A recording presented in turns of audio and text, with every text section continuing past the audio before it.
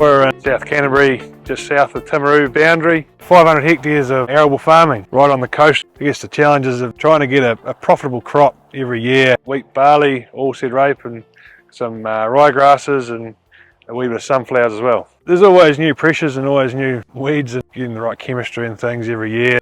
We don't burn any residue, haven't done for 15 years, and also don't invert in the soil, so don't plough anything under. So we do give ourselves a slightly more of a weed pressure and a seed bank with how we do manage our soils, but there's other gains from doing what we do. What we're doing with the soil, we need to be understanding things better, and definitely been a big focus on this farm here. We start with the soil and work upwards. All our ground is hectare grid sample, so all our PK and pH is all variably applied from our hectare grid samples that we do create, and then we're trying to do the minimum amount of tillage possible every year. We want to have the soil work with us instead of working against it, and especially with addressing our pH, we're seeing great improvements. The ground we're working on is all intensive stock farms, so I've got very variable nutrients, and we seem to be unlocking a lot more micronutrients and becoming more available. And then also a lot of our residues, we try and keep everything on farm and work back into the soil. Organic matters in the last sort of 15 years are increasing in our carbon levels, doing some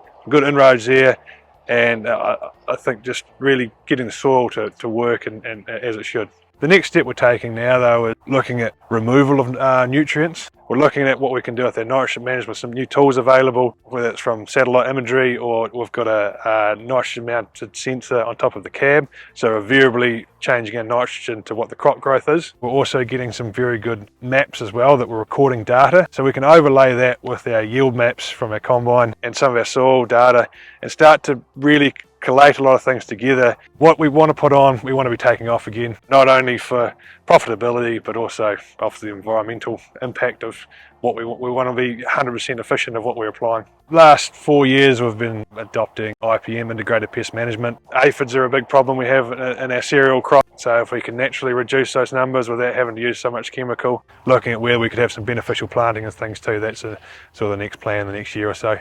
It's great to have companies like Corteva working in that biological space and working on sort of that lighter touch chemistry so that we can be less of an environment impact but still have a profitable crop. We're fourth generation. Myself and Amy, we've got 3 young boys and we want them to have a crack too. If we can really build it up and leave it in a better position for them, that's pretty cool, and I think that's our job done.